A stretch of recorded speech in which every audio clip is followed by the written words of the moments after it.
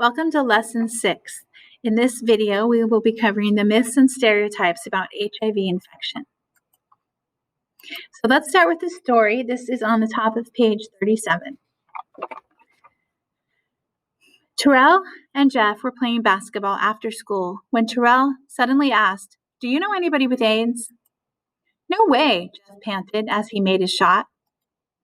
"But how do you know if they have AIDS or not?" asked Terrell. "All you have to do is just look at them. If they look clean and they don't look gay, no worries," Jeff replied. Terrell stopped asking questions and just kept playing basketball. All right, so what are the facts of this story? Well, we know that Terrell and Jeff are playing basketball, and we know Terrell has some questions about AIDS. I think that Jeff's description of people living with AIDS was accurate. Why or why not? So Jeff's description is, if they look clean and they don't look gay, no worries. So do you think that's an accurate description? I hope you would say no, because you can't tell by looking at somebody if they have HIV, just like you can't tell by looking at somebody if they have a bad back or if they have cancer, right? Also, you can't tell by looking at somebody if they're gay. And just because a person is gay doesn't mean that they have HIV. It can affect straight people as well. Number 3, why do you think Terrell is asking these questions? Who knows? You might have your own ideas here, but maybe Terrell has AIDS, or maybe he knows somebody with AIDS. Maybe he's worried that he's become infected. Or maybe Terrell has been learning about this in school, and so he just has more questions. Maybe he's just very curious. And last one, if Terrell is concerned about a friend or family member who may have AIDS, where could he go for information? I would hope he would speak with a trusted adult, maybe a doctor, maybe go to a clinic, maybe call one of the hotline numbers or one of the resources addressed in class, or maybe looking up information on a valid website. All right, so let's continue on. In this lesson, this is a pretty short lesson. We'll be talking about or learning about the impact that HIV and AIDS can have on both individuals and families. And hopefully you can identify some myths and stereotypes regarding persons infected with HIV. And I hope you can express concern for people with disabilities and illnesses, including those infected with HIV. All right, let's go ahead and turn to the top of page 38. So on the next slide, there are going to be links to watch a few short videos about people living with HIV. But before you do that, I want you to respond to the bullet point at the top of the page.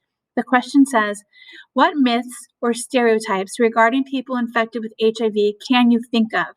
Maybe they're not ones that you believe, but there's some things that you have heard people say about people that have HIV. So write down as many as you can think of. I'll give you a couple of examples just to get your brain started on this topic.